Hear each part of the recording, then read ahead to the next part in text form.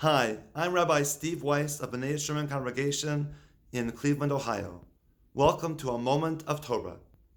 The book of Leviticus opens with the word Vayikra, and God called.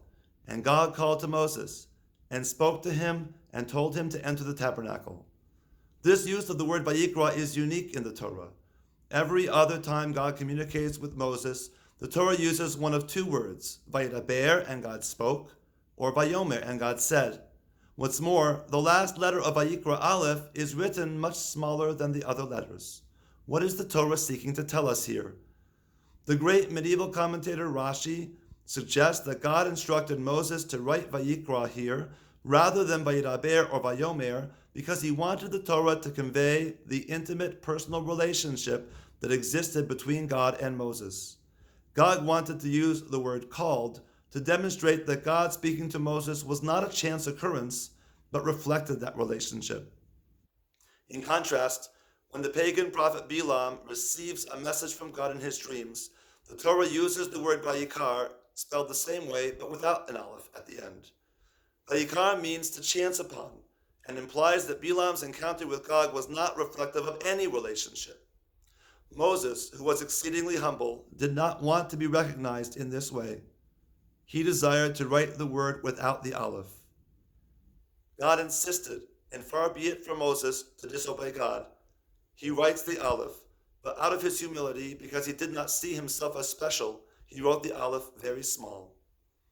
Rabbi Beryl Wine offers what is perhaps the most meaningful explanation of our passage given our predicament today. He says that the small aleph teaches us that God spoke very softly. Only Moses could hear God, not the Israelites. In the same way, Elijah at Mount Sinai finds that God is not in the strong wind, the earthquake, or the fire. Instead, God speaks to him with a still small voice. The small aleph and the still small voice are reminders to us that God is often found in the small and quiet moments in life. Many feel they experience God in the cataclysmic events in life, in war, diplomacy, natural wonders, and disasters. But a person of faith sees and feels the presence of God also in the small and quiet moments of life. A smile, a tear, a flower, a rainbow.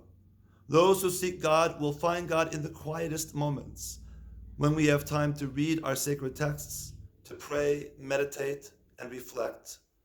Too often the hustle and bustle of our everyday lives is so intense that it can drown out the voice of God.